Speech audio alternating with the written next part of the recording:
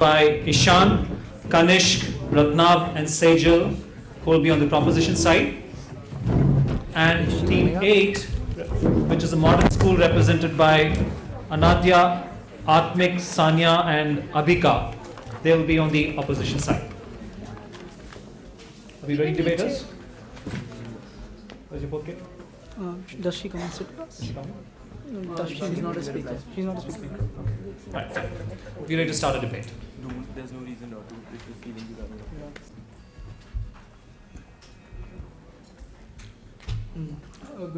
Good morning to all. Good afternoon to all present here. The topic that has been given to the opposition, the proposition, is this House believes that it is time to scrap affirmative action from. I'm so sorry, I can't do this. Odd thing about this is, ladies and gentlemen, when I was first selected for this competition, what was actually very surprising was my capabilities and my talents and my caliber was looked at. So when I'm not able to perform today, you will be really surprised, because when I was put onto this podium, they were not looking at the fact that whether I was ST, SC, OBC or anything of that sort. They were just looking at my talent. Today when I was standing outside, ladies and gentlemen, I was talking to the UNIFQuest people that have organized this entire event, and I asked them a very simple question. Sir, is there a lower caste team that is present here? Is there a middle caste team that is present here? Do we also have an OBC team that is present? Do we also have a black so-called black team that is present? Heck, it does not matter. It does not matter whether I'm SC, ST, OBC, black, white, orange, blue, yellow. It does not matter, ladies and gentlemen, because at the end of the day, the priority of this competition is portray the best of India at a world event. So with that start, I would like to direct everyone to the priorities of the world today as far as our policy making goes. The priority of our world today is to portray the best that every country, every society, every general population has. Yes, there exists certain elements of discrimination that exist in this society, but at the top of it, what are we wanting to do? We're wanting to portray the best that we have. We're talking about globalization, we're talking about a more modern age, and with the modern age comes the desire to be the best in the world. And ladies and gentlemen, the best in the world does not come with affirmative action. I have a very fundamental question to ask you again, ladies and gentlemen. Why doesn't this debate have a special reservation for the SC, ST and OBC category? It does not matter, because if there is an SC, ST, OBC category, it does not matter if we're portraying the diverse forms of India. We want to portray our best. That is what the world today is about. So let's get down to the specific elements of the motion. Affirmative action refers to the policy of the upliftment of those sections of society which have been historically excluded or currently are underrepresented, such as women or minorities. There are many ways to go on about it. There is reservation of seats, preferential spending, there is scholarship, there is special consideration for admissions and other such aspects that go into it. The first point that the proposition would like to put forward is, what exactly is society, and what exactly is the basis and the origin of the society that we as a people belong to? We need to remember that utopia as a word is very funny because it cannot exist. That is what utopia is. Societies across the world will always be stratified. We will always have certain divisions, certain segregations, because according to the economic principle of aggregates and averages, there will always exist a certain disadvantaged class in society, a certain disadvantaged section, just because there will exist an advantaged section in society as well. That's where I say that the entire concept of an equitable distribution of resources is a complete myth. It cannot happen. If resources... Go ahead. So even if that resource distribution is not equitable in its nature, the fact that society as a whole can increase, that even the people who are disadvantaged are less disadvantaged than they were before, can that not happen? What we're striving to do with the entire concept of affirmative action is move forward to that entire concept of having a completely equitable society, which cannot happen. I would like to raise another very fundamental question here as the proposition. What exactly are we trying to do with affirmative action? We're trying to move forward towards a very equitably distributed utopian society. First, that cannot happen, and second, this is where I agree with most proposing members that have been present here. Affirmative action has helped our people. It has removed disparity in many different ways. For example, let's look at the US. over the past 20 years, on the basis of national origin, discrimination has gone down by 10.6%. On the basis of religion, 3.9%. On the basis of color, 3.2%. Yes, affirmative action has helped many different parts of society. But the point here is, over the past 5 years, this reduction in the disparity has become slow, even though the amount of affirmative action policies have gone up. Why this anomaly, ladies and gentlemen? This anomaly is there because affirmative actions over a point of time have stopped working. They don't work anymore. I completely agree that at a point of time, our policies and the entire idea of affirmative action in society was very, very required. But the motion says that the House believes that it is time now that affirmative action from across the world is scrapped, because right now affirmative action has a concept become redundant. It does not work anymore, ladies and gentlemen, it does not. For most people who feel that affirmative action is something that should persist in society, yes, many parts of society will agree with you. The Jats of Haryana will agree with you who want their section of privileges, even though they're as privileged as can be. The people from Netherlands who are working towards equal income irrespective of your capability will completely agree with you. They're radicalists, mind you. There would be people in Wisconsin, blacks, who are wanting equal pay irrespective of their capability, who will agree with you. But you know who will disagree with you? The common student. PY, sir. Not now, please. The common student, the middle class student who will be getting 99% but still not be getting a seat in Delhi University, compared to an SC student who will walk up, not right now, please, who will walk up to one of these universities with an SC certificate, irrespective of whether he is driving a BMW or a Maruti, and will get that admission. We need to understand that our current system of affirmative action is completely flawed, ladies and gentlemen. There are way too many loopholes and there is way too much that is going wrong with our concepts of affirmative action. Yes, sir. Yes, go ahead.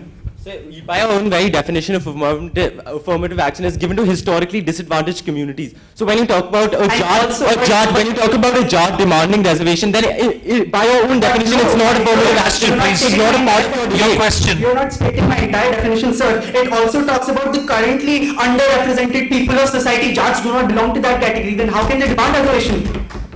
That is the basic point of our entire argument. We need to look at the current aspect of our definitions. We need to look at the current aspect of the motion. And by that very current aspect, ladies and gentlemen, this motion falls moot. Let's talk about the global aspect. Let's talk about the Three Gorges project of China. Yes, affirmative action completely agreed. They had to redirect the entire flow of rivers in that particular area so as to distribute the river flow. Much of the people were displaced from that region and put into different parts of the land. That policy was affirmative action for a very good cause, but you know where it went wrong. First, the new lands that they were put into did not accept them. The people that already lived there were not willing to accept them into their own people. Second, the people, those people, when they were displaced, they lost their livelihoods in many different ways because the nature of the land changed. We need to understand that our modern society today is based on coherent living. And when we say that one part of that society, one faction should be favored amongst the rest of them, then we create a certain element of disparity in the mindsets of people. If we want to bring about equitable distribution of resources, which is a utopian idea, we need to change mindsets. Policies after a point of time will become redundant, and that is what the motion is about, ladies and gentlemen. Thank you so much. First speaker. Good morning, members of the August gathering. The lead speaker of the proposition made a very interesting statement when he opened. He said that he was discussing with Abhika Pava. I'm sorry. The lead speaker of the opposition said that while he was discussing this debate with the organizers, he asked if there was any team from the SC, from the ST, from the OBC category. What I really want to know is the answer to that question, because all I see around me is the most privileged schools and the most privileged children from across Delhi. Point of information. Not now. Not allowed. What my fellow speakers and I aim to do today is bring fresh perspective into discussing this motion by introducing an alternative case of constructives, telling you why affirmative action is beneficial despite its problems, instead of, just destructing the opposition's case, which is that absence of affirmative action supersedes its presence both in terms of morality and practicality. Bear with me, because I'm going to go on a limb here and admit in front of the House that affirmative action does indeed have some significant problems attached to its implementation. Proposition to please note, I said problems are attached to its implementation, not to the very concept itself. Even if problems are attached to the concept, eradicating it because it has problems creates the biggest problem itself. Now, removing quotas for the SCs and STs in India, either on the pretext that this doesn't support fair representation or on the pretext that this doesn't actually help solve the problems of the SCs and STs, does not solve the problems of the SCs and STs. A flawed solution is better than none. To sum this up, what I'm explicitly stating is that providing the burden of proof lies on the shoulders of the proposition today, which needs to show us that in no scenario does affirmative action help, no matter what part of the world it is available in, no matter in what degree. Because as we all need to realize, the motion itself states the world across the world. And as far as there is even one successful instance, please just let me complete this point, I'll take your point of information. As long as there is even one successful instance of affirmative action working, as is seen with the Japan class system and the affirmative action taken to remove it, my co-speakers will elaborate on this more. The backbone of any argument that the proposition could put up is redundant.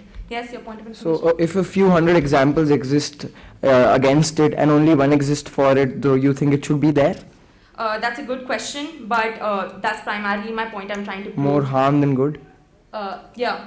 Exactly, there's more good than harm, because as long as one example exists that affirmative action is taking place, if one example exists that affirmative action is being beneficial in some place, it shows us that the concept itself is not flawed. Maybe the implementation of it is in places where the concept is not working.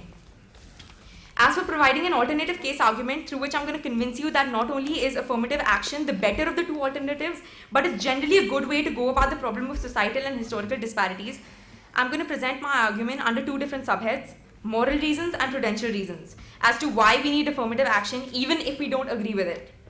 The first of the moral reasons is historical repayment.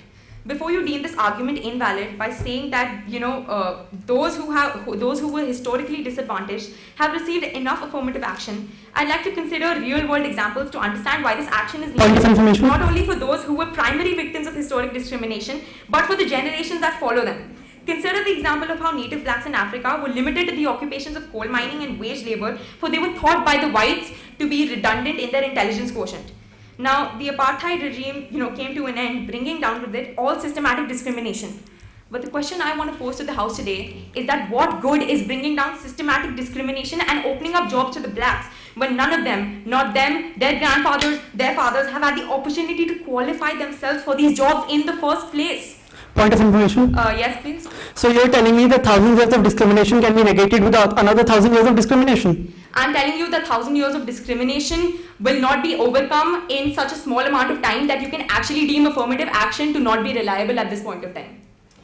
Point of information? No, thank you. You do not take a person who for years has been hobbled by chains and liberate him up to the starting line of a race, said President Lyndon B. Johnson in a 1965 speech through which the groundwork of affirmative action was laid. And then point of information. You are free to compete with all the others and still justly believe that you have completely been fair. Yes?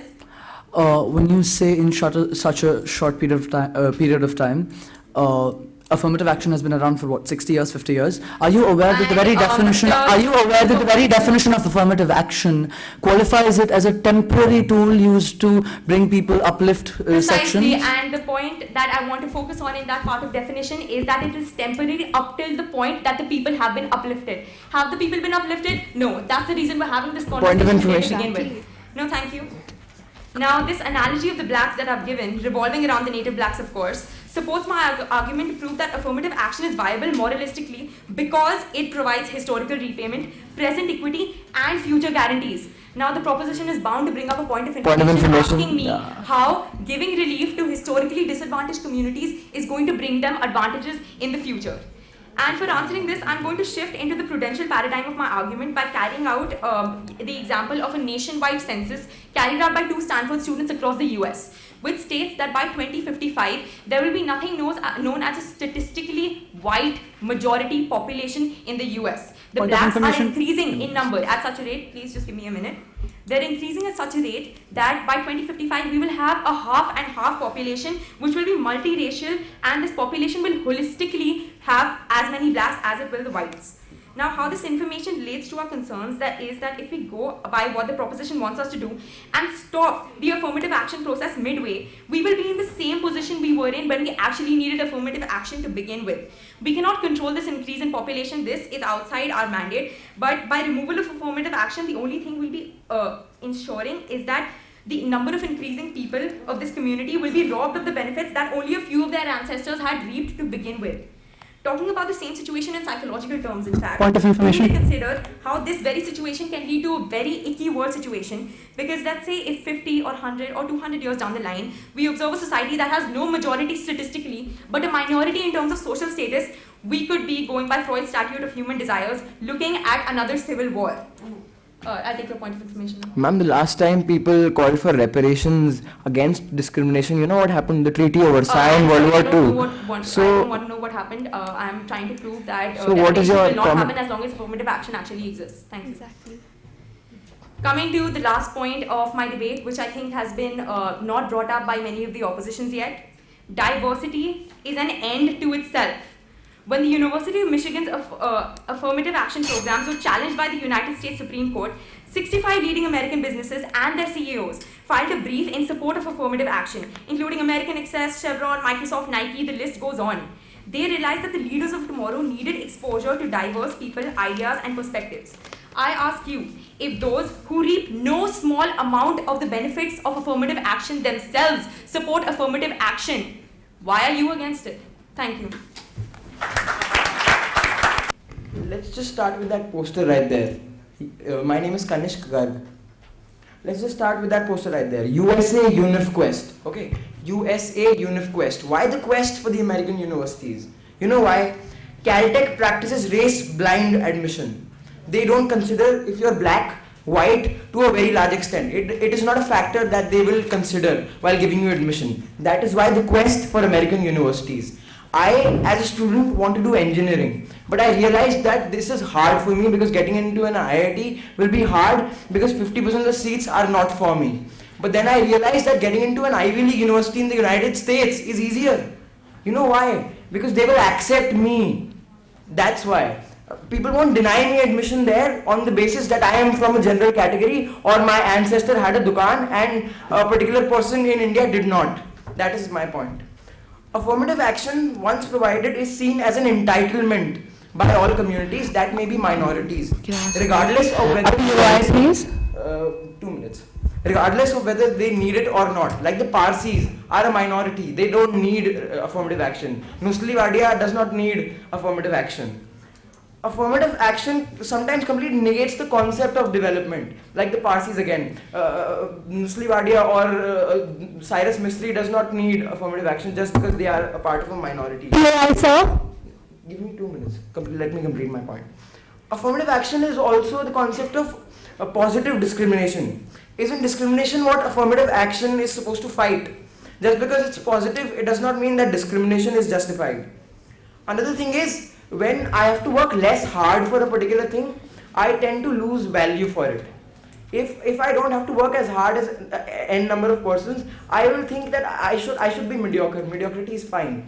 Like for a person who was working hard but realized that they can't achieve their goal, just a second, achieve their goal, this becomes sort of a deterrent to whether I want to persevere anymore. I stopped preparing for IIT because I realized that I won't be able to get there because of reservation. POI, sir. So why did you only refer to Caltech? Out of the 50 states in America, why do you it isn't? Caltech is not the best university in the world by far. It is. Yeah. So my next point being, if affirmative action is a way of compensating for past injustices, then why just give them assured seats? Why don't we give all women 2 votes? Why don't we? Correct it. Women did not have suffrage in the United States. Give them 2 votes. Correct it.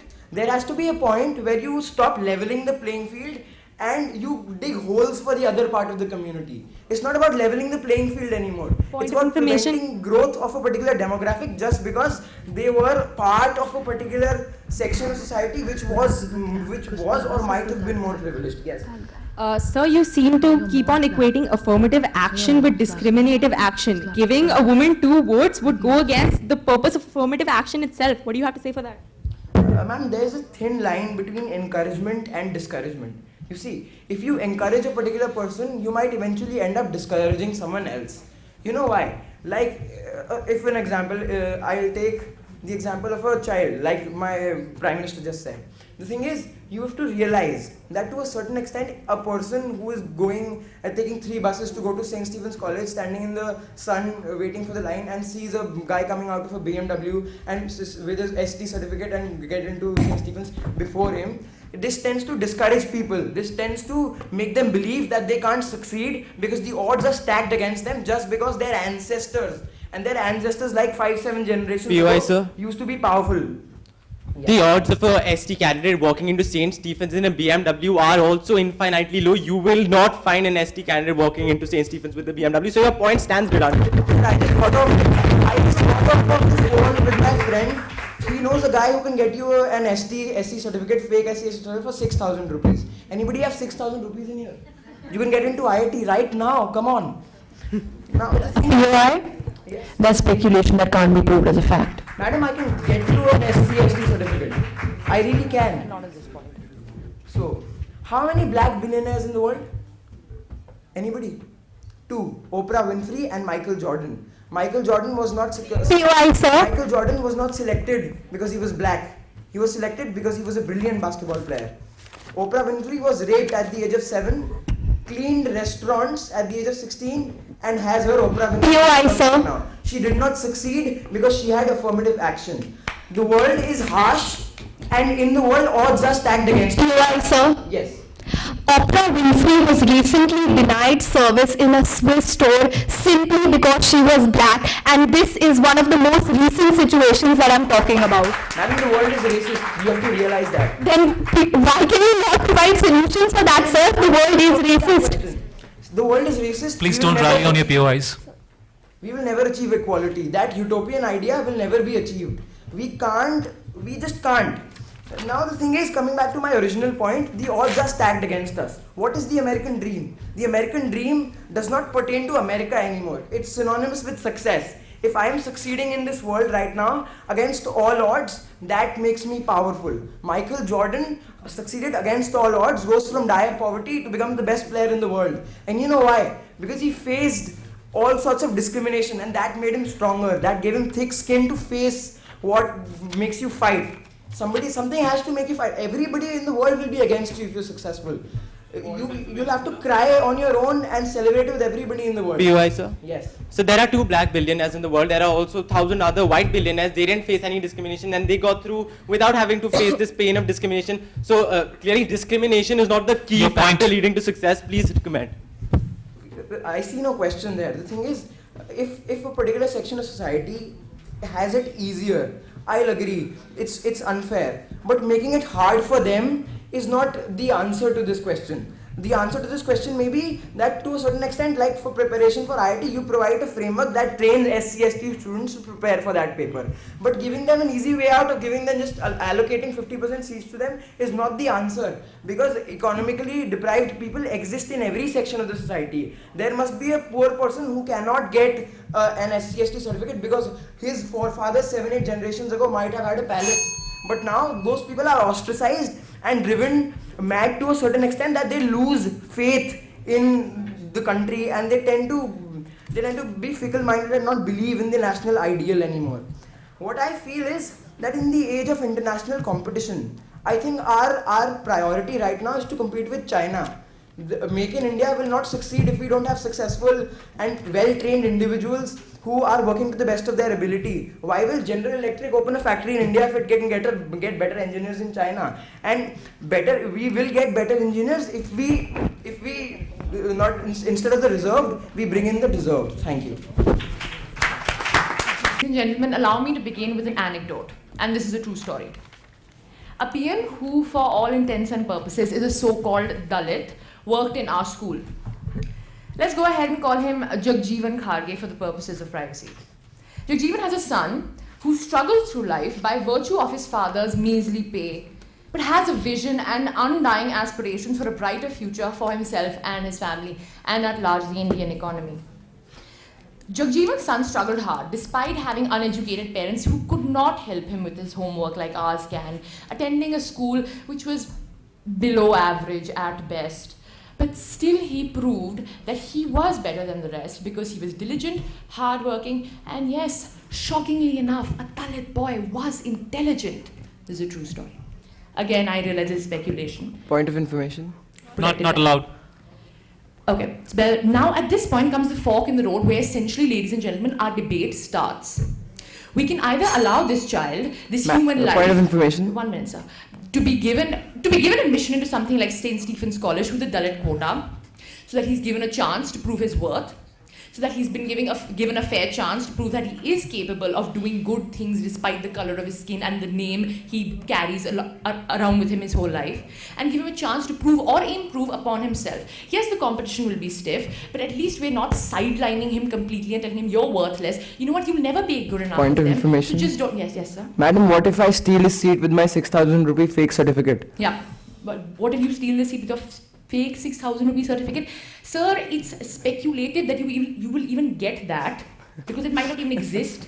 You're saying it does not make it exist. Absolutely. And even if you did, the fact can't be taken away that an SC child or an ST child, which genuinely deserves that certificate and may not even have those 6,000 rupees to even dream of faking it, can sit here and debate. So I think that's much more important for the national point of view than your fake 6,000 rupee certificate that you can't stop talking about. Okay, continuing. So yes, I was talking about Jagjeevan Kharge's son. So he could be given an opportunity to enter St. Stephen's, change his life, or he could be sidelined. What do you think is better for this boy who might debate as well or as badly as I am debating right now?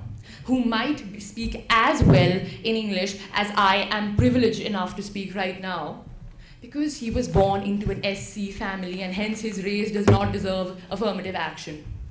I leave that to you to decide. Now coming to the argumentative part of my speech, I want to bring up the point that the proposition's argument will rightfully so be based on the fact that any law, be it affirmative action or whatever, has flaws, and we are not sitting here and telling you it's flawless. We would be idiots to say that. We're saying that it has flaws, and despite those flaws, it deserves to be not scrapped. Allow me to explain. Consider this scenario. Two kids, one is from a scheduled caste and one is from an unreserved caste, have the same caliber. Yes, shockingly enough, they might have the same caliber. And they're in an interview. In the end of the interview, the kid from the scheduled tribe is selected by virtue of him having been oppressed. Point of information. 1 minute, please. By virtue of him having been oppressed and by virtue of him, yes, being the oppressed and depressed candidate between the two. Point of I information. ask you, why is that unfair? If, 1 minute, sir, if affirmative action is not taking away the merit, if both of them have the same merit, if both of them have the same capabilities, scored the same in their exams, why should a kid from a scheduled tribe not be selected over an unreserved caste? At the end of the day, we have to remember, ladies and gentlemen, that they are people, they are Indians. And Point of information. Yes. Right. Right. So interesting anecdote. But you seem to be under this weird notion that all oppressed castes are poor. I'd like to remind you that money is needed to get. Let me finish Your point, my please. question. Right. So my point being that the child was not allowed into university not because he was born into an SC family, but because he was born into the family of a peon, a man who did not have money, of a poor family, right? So don't you think that economic sanctions Your question are needed quickly, more than please. your affirmative action as it is in form today? I didn't understand your question, I'm sorry. No, it was too long and I could understand it. If you want to repeat it, that's fine. That's okay. Okay, so then I will continue with my talk. So yes, so there is essentially nothing wrong, ladies and gentlemen, giving a kid from a scheduled caste tribe admission over an unreserved caste when they are the same. So the basis of the proposition's argument that affirmative action is wrong and needs to be scrapped because it's based on not giving seats on the basis of merit doesn't hold anymore, because affirmative action entails many more things than the one thing you've been hearing about all day. Coming to the second argument that I will be presenting is that in an attempt to highlight classic hypocrisy, society meaning you, me, the proposition, the opposition, is seemingly okay with the fact that a Harvard graduate's child, and this is a fact, that a Harvard graduate's child is 3 times more likely to get into Harvard, which is not reservation. It's not reservation. But we are having this huge debate today. Point of information. 1 minute, sir. But we are having this huge debate today on whether oppressed and downtrodden people should be given that little slim hope of ever. Point of information. 1 minute, sir. Can I finish my point? Of ever even dreaming to be good enough. Because yes, ladies and gentlemen, it is a fact that if there is a rich businessman who owns a big business and has a son or now even a daughter, that business will likely go to his Point of son. information. 1 minute, sir, can I please finish this point? Will go to his son or daughter, regardless of the fact that she or he may not be capable and ready to take up that position. But we're all fine with that. We're not debating that. We are debating if the poor people, we are debating if the people who don't necessarily have roofs on their heads should be given reservations in schools, but we're all okay with the fact Point of that- information. Yes.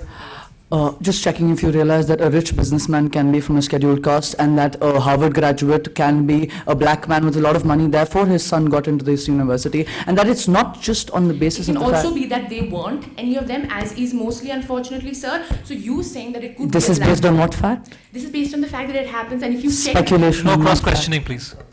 if you check the demographic of the Harvard student body, you will see that about 80% of the student body is from America, and with America entails Caucasian people. Point of Continue. information. Denied. Okay. So, as I was saying, is that this is a really important fact that we need to analyze a bit more, ladies and gentlemen, because the fact, if the proposition wins today, if somehow the proposition wins today, and we do scrap affirmative action, then discrimination will not end. Because positive discrimination will end, discrimination which helps the downtrodden will end, but discrimination that helps the rich will not end. This will result in widening the economic gap between different sections of society, and really no one will win. Coming to the last argument, I would like to say that affirmative action is not only a means of improving the economic condition of the country, it's not only a means of completely changing the fortunes and lives of so many families that couldn't earlier, but it's also a means of providing hope, and it's also a source of motivation to so many children, so many tribal children who are living in the jungles right now, who think that their future is set in stone. They will grow up to be tribals, their children will grow up to be tribals, and their grandchildren will grow up to be tribals, because what else can they really do? There are no schools in the jungle. Is that it? Okay. Thank you. With that, I rest my case. Yes, please, the final speaker from the proposition.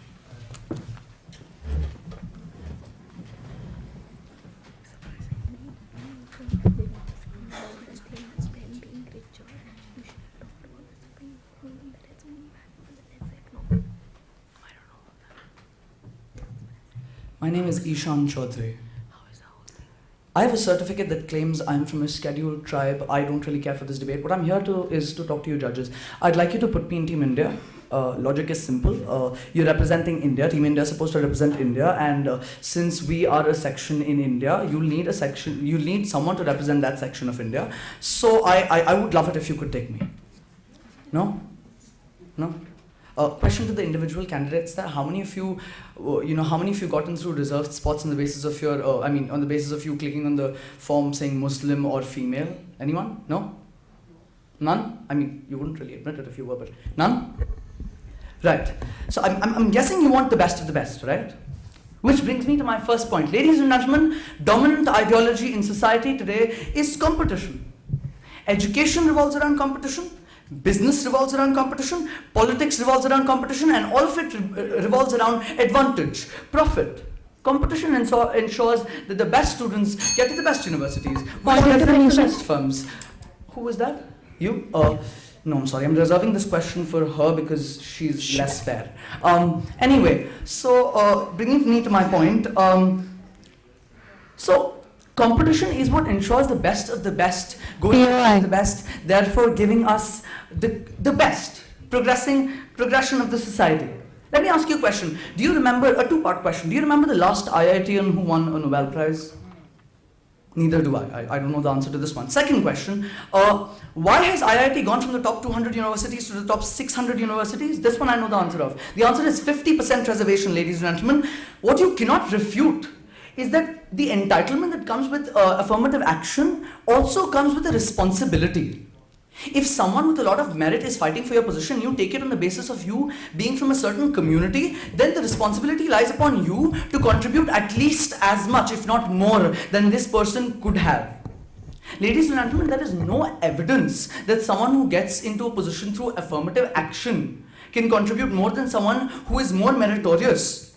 In fact, if you have to go to a doctor, would you rather go to someone who's at the top of their class and got into a good university, or someone with 76% went through reservation? My point is not that they're any less talented, ladies and gentlemen. It is the fact that there is this inherent mistrust of people who get in through quotas today. Why is that? For the simple reason that the proposition has been trying to state ever since this argument started, and the opposition just does not seem to get. Affirmative action has lost its requirement at this point. One thing that I will prove in another 2 minutes. At this point, it has lost its requirement. Allow me to define affirmative action for you today. Affirmative action is basically, its basis is to uplift the classes that were earlier discriminated against or are currently discriminated against on the basis of their ethnicity, being minorities or underrepresented, such as women. Ladies and gentlemen, what we need is something that focuses on the socio-economic aspect of this, and this is not what affirmative action takes today. So it's not affirmative action. Call it, in my words, economic equality enforcer.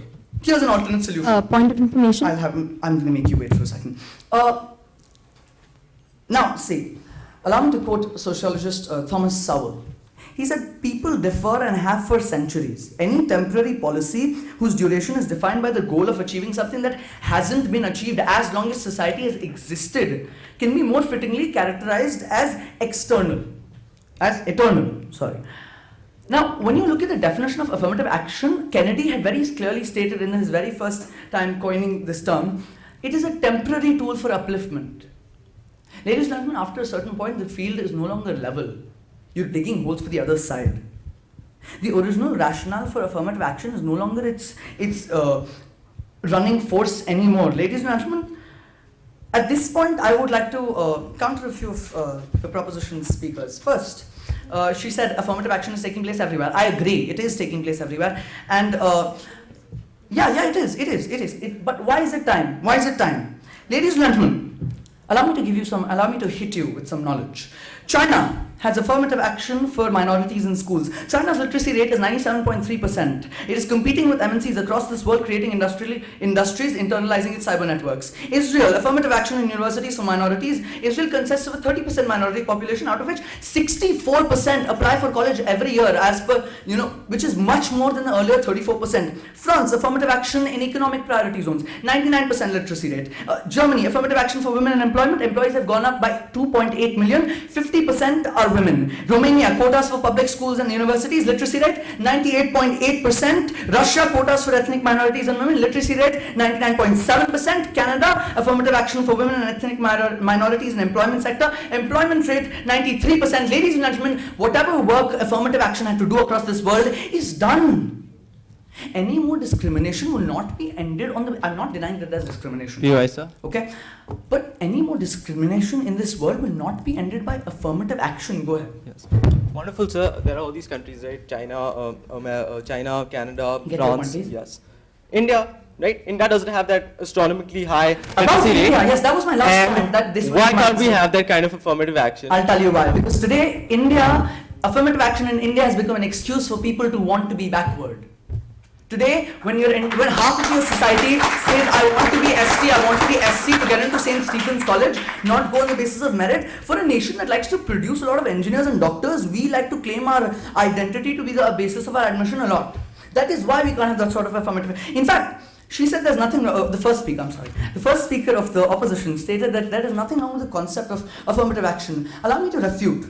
Here's what's wrong with the concept of affirmative action. Affirmative action encourages non-preferred groups to redesignate themselves as members of these preferred groups. And at this point, affirmative action is only reinforcing the divisions that we're trying to remove. What power, why should it hold this much power anymore? I cannot seem to understand. Go ahead now.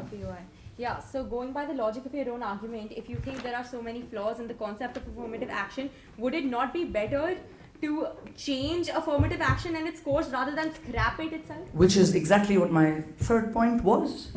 See, affirmative action is a phenomena that Okay, when we say we're arguing against affirmative action, it is the name and this basis of this concept. The basis of this concept being ethnic minorities, being women, is redundant now. We've brought them up to as much as you could as affirmative action. At this point, affirmative action. POI, sir. Call it economic equality enforcer. Call it that. Is it still affirmative? I don't think so, because its definition goes against the very definition of affirmative action as you see it today. I still have a couple of points to make. Allow me. Right, also there seems this very weird misconception that affirmative action is giving equal opportunities. It is not. Affirmative action is giving you a position in institutions. It is not giving you the skills that are required to compete with other members of this institution who are already at a higher level. So no, affirmative action isn't giving equal opportunities, I'm sorry. Now, another thing that I'd like to condemn the fourth speaker here was a store discriminating against Oprah Winfrey holds no relation with affirmative action, because affirmative action isn't required to get into a store. Please don't waste my speaker's time with such questions. Another thing being that another point that I'd like to refute the second speaker with is that not all oppressed communities are economically weaker. Not all, I'm going to finish in a minute. Second, not all SCs are poor, not all STs are poor. What you need is money to get into an institution, and for that, fine, give economic sanctions, social economic play. Whose parents went to school, who didn't, who has the money. Time's up. But that comes to merit. So that Time's will up. be the end of my argument. Thank you. Every time they just discreetly lied, made these little slight inaccuracies which paint a picture which is so very appealing to their case. But the truth, of course, is very, very different. The two arguments that I've heard from them today in this speech are very, very simple ones. One is that affirmative action is against the basic principle of a meritocracy. The second one is that affirmative action doesn't work, as in it's ineffective in the sense that it can be exploited by members of richer members of society. Now, I'll tackle both these assertions very logically, because the second assertion is fundamentally not a problem with affirmative action, but a problem with the implementation of affirmative action. So when you're arguing that you have this entire certificate business they've gone on about, when you have that certificate which is available to me or them or they, fine, that's an issue with the government of India and the way it provides certificates. It's not an issue with affirmative action and the goals it aims to uphold. Our problem is not to deal with what we are proposing here as the opposition, is that you rectify those problems. You change the structure, not now sir. You change the structure of affirmative action. Don't ignore it altogether. Now, coming to this entire argument of meritocracy. They stated, let me quote them on this, utopia cannot exist. Wonderful. The assumption from utopia cannot exist is that meritocracy cannot exist. Because meritocracy, not now, so mandates a utopia. A meritocracy will only be truly meritocratic if everyone started from the very same position, and then the only factor which impacted their progress in life was merit. But society does not start equally. Society does not start at the level playing field. Society does not start at the point where we can truly judge based on merit. Point of information. I'm going out on a limb and assuming that affirmative action's basis is equality, to provide equality. What do you have to say about the fact that its concept today is only ensuring that these divisions that it seeks to eliminate are being reinstated? Wonderful point. Now, the argument here, which is that they are opposing affirmative actions in all its forms and in all its degrees. So, the problem which they speak of, the problem of how this leads to fostering social divisions, how it leads to us feeling that someone is unworthy, or to someone, the person who's benefiting from affirmative action feeling that they are themselves unworthy.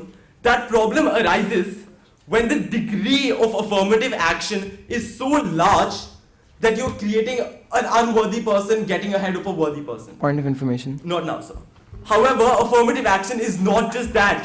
Affirmative action is also when you have two equally worthy people and you choose one of them based on their social group, based on whatever place they're coming from. and they want to abolish that as well. Point of information. They don't Point just of want to information. abolish affirmative action, which is based on which is extreme. They don't say that we will abolish unfair affirmative action. They say we will abolish all kinds of affirmative action. So on the other hand, when you have a scenario where there are where worthy people are getting in as a result of affirmative action, and when they go into the environments of an academic institution or a very prestigious business house, they don't feel that social division because they are talented, they are bright. They don't feel that social division, that social stratification which they talk about does not even arise. Point of information. Can you describe such a scenario for us, please? Yeah, very like a real scenario that has happened. Yes, Name 5 people who have come up through affirmative action and. Okay, could you none of us here have ledgers showing every single person who gets into affirmative action, but I'll explain using the example of the United States college admission system. United States college admission system does not say that 10% of our students are going to be blacks. It does not say that if you're black, I'll give you 50 points. United States admission system says that I will consider you holistically. I will consider you as a person from where you came. I will decide based on all these factors. I'll see that you're a competent student. And when I have 2 equally brilliant, competent students fighting it out for that same spot, which happens all the time considering how competitive these university admissions are, then I say that yes, I'll give it to you because you came from a certain place and you had to overcome more obstacles. So there it is. There is your perfect example of how affirmative action is not always unequal. It's not always unfair. It's not always unjust. Point of information. What about? Thank you. What about a university? Under the whole quota for black men in United States and black millionaires. Statistics say black millionaires are the people who benefit more than people from Harlem or anyone else who's from a black minority getting into the universities. What do you have to say about that? Firstly, they're just obfuscating facts at this point because you can all Google this and find out. The fact of the matter is that in the United States, a quota-based reservation system is banned. There's a Supreme Court ruling on it. Point of information? No, thank you, sir. But now moving on to my other points, and I was planning to show you all the flaws they made. They bring up really unrelated points, like they talk about Nusli Wadia and the Parsis. No one has promised the Parsis a great deal of reservation. Today the government of India is not saying that we'll go and reserve seats for Parsis. The Parsis are a minority, fine, but we are not, our argument here is not to say that all minority communities deserve affirmative action. As they very rightly said by their own definition, historically disadvantaged communities deserve that kind of affirmative action. My one key point which I'll try to make here is that another thing they've already talked about is the Jat agitation and how the Jats are demanding this sort of reservation. And that's the point where I would like you to consider that reservation and affirmative action are not the same thing. Because when the Jats demand reservation, and even if they get it, that is not affirmative action. Because affirmative action by its definition is given to historically disadvantaged community. And if Jats are not historically disadvantaged, then you, the government or whoever, you are making a mistake giving them that reservation. That has nothing to do with the problem of affirmative action. Affirmative action, its goals, its objectives, its inherent nature remains equally pure, remains equally true. And this entire argument, the last one which I made, I find it deeply objectionable. This argument that because of affirmative action, today you have a people who want to be backwards. Ladies and gentlemen, maybe you can say it to me, you can say it in this debate, but say it, I'm not one who can answer that question. Say it to a person who is a scheduled caste, say it to a person who is a scheduled tribe, and then you will hear the answer that no, ladies and gentlemen, I don't want to be backwards because Time's up. No one said that. Time's up. Good morning, ladies and gentlemen. My name is Anadya Kukreja, and today I will be showing you how each point made by the proposition does not stand with simple and comprehensive examples. Out of the huts of history's shame, I want to rise. Up from a past that's rooted in pain, I want to rise. I'm a black ocean, leaping and wide. It may be a dream, but I will rise. Chairperson, sir, ladies and gentlemen, yes, the blacks aspire to rise. Yes, the Dalits dream to break the shackles of history. Abraham Lincoln abolished slavery in America 133 years ago. In India, the Constitution provided for scheduled castes and scheduled tribes reservations 69 years ago. But can we say today with absolute clarity that notions of discrimination do not exist?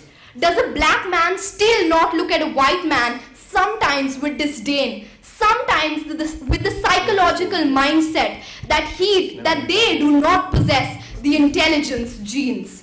Why are tribes still classed as uncouth? Why only recently were women allowed to enter in the inner sanctum of the Trimbakeshwar temple in Nashik? If the history of America only does not reflect even one woman president and only one black president, what is the proposition even trying to say? In India, every few hours, a girl child is murdered, where a girl child is denied the right to life because she is considered a burden. Will society allow her education? Will they allow her to get a job without affirmative action? A country where every other day we hear of a man killing his daughter. Why? Because she fell in love with a man who was below her caste? How can you expect people to be equalized without the help of affirmative action, which otherwise would increase the income of that man, and thereby blur the lines of casteism? Affirmative action strives to dispense the caste system and discrimination against minorities and let those who began the race late bridge the gap between themselves and those who had a head start. My first speaker talked about privileged classes and how they have had the advantage of education and job opportunities for decades. The underprivileged have just begun.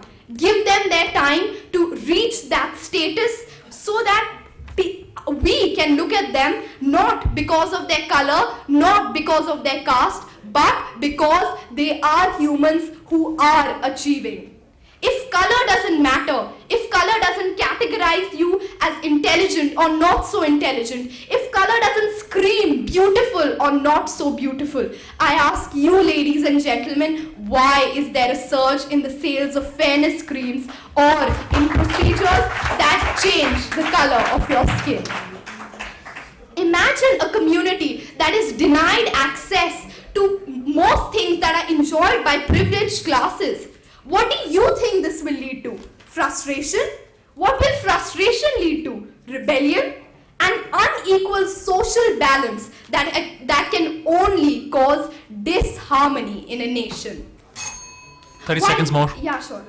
So now coming to the rebuttals that were made by the opposition, the second speaker talked about a thin line which he himself tended to cross on several occasions. The second speaker also said that said that struggles only make a person stronger. I'm sorry, but I will not even bother to refute that. The third speaker propagated affirmative action on the basis of socio-economical reasons. I'd like to inform you, sir, that a Supreme Court ruling does Time's exist. up, thank you. A Supreme Court ruling does exist which only Time's up. guarantees reservation to scheduled castes and tribes Time's up. Which do not belong to the creamier sections of society. Just a second. You talk about IIT which it's seems past to time. take precedence It's past in this time. debate. The fate of people, and you are talking this to people Please. who wouldn't even know what IIT is. Thank you.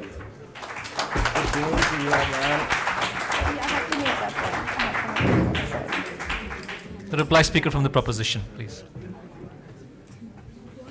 At this point, I'd like to call out the opposition. See, to support their debate, they seem to have given you absolutely every instance of discrimination in this world, assuming that affirmative action will fix everything. Entering temples happens through affirmative action. Entering stores happens through affirmative action. Beauty rests on affirmative action. Affirmative action is about ending discrimination in institutions in the world. It is not about, at this point, I think the proposition did try to establish the fact that the playing field is as level as it gets. Of course, you can't just end discrimination. But this is as far as affirmative action as a policy goes. Ladies and gentlemen, our point with the Jats wasn't the... You just proved our point with the Jats. Our point with the Jats wasn't that the Jats were asking for affirmative action. It was the fact that once affirmative action has reached a point in India where a class that isn't backward, like you said the Jats weren't, is asking for affirmative action. When it isn't needed, you just prove Doesn't the change the very status of point that No very point counters, that I please. made. It is not about the fact that affirmative action is not effective.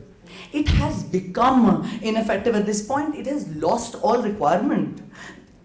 Its concept is constantly reinstating the very divisions that it is trying to remove. Why do we not look at this fact? I'd like to point out to you that the opposition hasn't used a single concrete fact in their argument, although they have used a lot of instances of discrimination which cannot be solved by your affirmative action. Everyone at the same level, the third speaker said something, and I quote, they are against everyone at the same level being, if there's two candidates on the same level and one is selected on the basis of social group. Of course that's wrong. Just because you're from you're from a group that is discriminated against doesn't mean you get to take a position that I have worked equally hard for. That is assuming the others have worked just as hard for it. We have not tried to say at any point that discrimination in institutions is no longer there. We are just saying that it is not affirmative action that will solve it anymore, and we have provided you very concrete facts to back this up.